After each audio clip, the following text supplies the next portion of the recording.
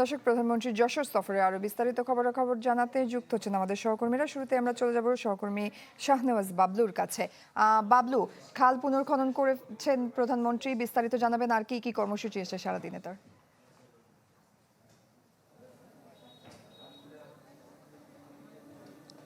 জয়ী প্রধানমন্ত্রী কিছুক্ষণ আগে এই খাল খনন যে কর্মসূচি ছিল যশোরের সরসা উপজেলার যে উলসি খাল, সেটি কর্মসূচি উদ্বোধন শেষে সুধী সমাবেশে বক্তব্য রেখেছেন। বক্তব্যের পর তিনি স্থান পরিত্যাগ করেছেন। এখন তিনি শহরের যেই 500 শয্যা যে মেডিকেল কলেজের উদ্বোধন এবং ভিত্তিপ্রস্তর স্থাপনের যেই কথা রয়েছে সেটি ভিত্তিপ্রস্তর স্থাপন করবেন, উদ্বোধন করবেন তিনি।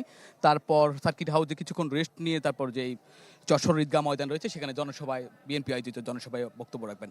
তো আজকে সকাল বলা যায় 11:30টার কিছুক্ষণ পর তিনি এই সরসা উপজেলার যে উলসি খাল উদ্বোধনের সেখানে এসেছিলেন। এসেই তিনি এখানে পুনর্খনন যে উদ্বোধনের যে ভিত্তিপ্রস্তর সেটি উদ্বোধন করেন। পরে নিজ হাতে কোদাল দিয়ে মাটি খাল খনন করেন। পরে সুধী সমাবেশে বক্তব্য রাখবেন। বক্তব্যে বিভিন্ন বিষয় নিয়ে তিনি কথা বলেছেন। সরকারের বিগত সময়ের যে কমিটমেন্ট ছিল জনগণের প্রতি সেই বিষয়গুলোকে তুলে ধরেছেন। তিনি বলেছেন যে খাল খননের কথা বলেছেন, ফ্যামিলি কার্ডের কথা বলেছেন, কৃষক কার্ডের কথা বলেছেন। কিন্তু আজকে নতুন করে একটি কথা বলেছেন যে আসলে যেহেতু গ্যাস সংকটের কথা, এলপিজি নারীদের যাতে রান্না বান্ধব, নারীরা যাতে রান্নার যে কষ্ট হয় সেটা লাঘবে, যাতে তিনি এলপিজি কার্ডের নারীদের সেই সুবিধা দেওয়ার কথা বলেছেন যে সারা দেশে যে নির্বাচনের আগে এবং জনসভা এবং নির্বাচন ইশতেহারে যে কমিটমেন্ট ছিল যে সারা দেশে 20,000 কিলোমিটার খালের খননের কথা, সেটি পর্যায়ক্রমে আগামী 5 বছরের মধ্যে সেটি সম্পন্ন করবেন। পাশাপাশি বলেছেন যে আগামী 5 বছরের মধ্যে যে সরকার যে ওয়াদা ছিল জনগণের প্রতি, বিশেষ করে নারীদের ফ্যামিলি কার্ডের দেওয়ার কথা, সারা দেশের প্রান্তিক পর্যায়ে যে যারা নারী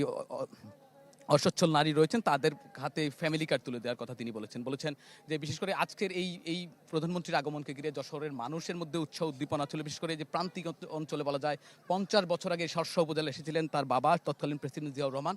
50 বছর পর তিনি সরকার প্রধান হিসেবে তারেক রহমান এসেছেন। তাকে দেখার জন্য উৎসাহ উদ্দীপনা তো ছিলই সাধারণ মানুষের এবং প্রান্তিক নেতাকর্মীদের মধ্যে। তাদের দাবি দেওয়া দীর্ঘদিনের, বিশেষ করে যশোরের সিটি কর্পোরেশনের কথা তারা জানিয়ে আসছেন। যশোর যেই জেনারেল মেডিকেল কলেজ আছে সেখানে আইসিইউর পর্যাপ্ত সুবিধার কথা তারা বলেছেন।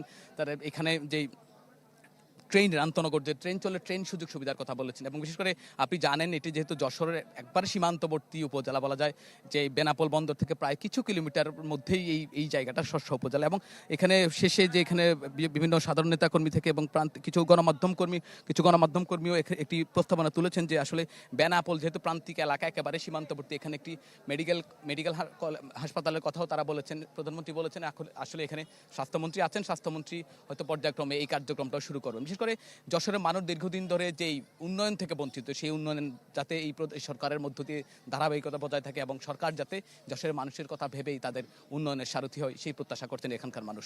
জয়ী। বাবলু, ধন্যবাদ আপনাকে। দর্শক, আমাদের আরেক সহকর্মী তৌহিদুর রহমানকে দেখতে পাচ্ছি যুক্ত হয়েছেন যশোর থেকে। তৌহিদ, সরকার গঠনের পর প্রথম সফর প্রধানমন্ত্রীর, মানুষের মাঝে কেমন উৎসাহ উদ্দীপনা দেখতে পাচ্ছেন? প্রিমিয়ার ওয়ারড্রোব, গুছিয়ে ফেলুন জীবনটাকে।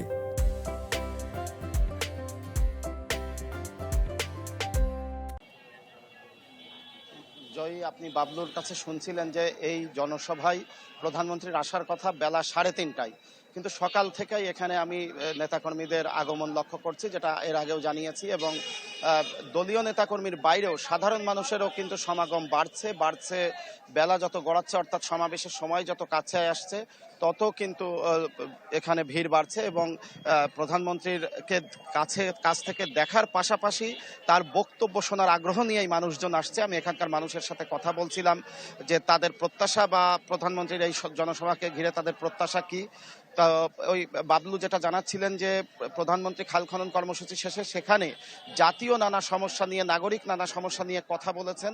এই জনসভা থেকে হয়তো যশোরের যে দাবি দেওয়ার কথা বাবলু জানাচ্ছিলেন, সেই দাবি দেওয়া নিয়ে প্রধানমন্ত্রী সুনির্দিষ্ট কোনো ঘোষণা দেবেন বলে আশা করছেন স্থানীয় মানুষজন। সেই কারণে অধীর আগ্রহ নিয়ে অপেক্ষা করছেন এখানকার নেতাকর্মী এবং সাধারণ মানুষ।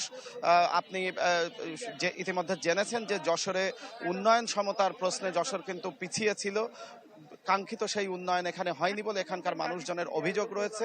এই সরকার দায়িত্ব গ্রহণের পর তারেক রহমানের নেতৃত্বে সেই সমতা, উন্নয়নের সমতা যশোরবাসী পাবে, এটা প্রত্যাশা নিয়ে মানুষ এখানে জড়ো হয়েছেন। এবং আমরা জানতে পেরেছি ইতিমধ্যে এই সমাবেশে 3:30 নাগাদ আসলেও তিনি ইতিমধ্যে যশোর শহরে প্রবেশ করেছেন এবং যশোর মেডিকেল কলেজের দিকে যাচ্ছেন, যেখানে যশোর মেডিকেল কলেজ হাসপাতাল 500 শয্যা বিশিষ্ট সেটির উদ্বোধন করবেন। উদ্বোধন শেষে তিনি এই পাশেই সার্কিট হাউসে অবস্থান নেবেন, সেখানে কিছু সময় অবস্থানের পরে এই জনসভা স্থলে যোগ দিবেন।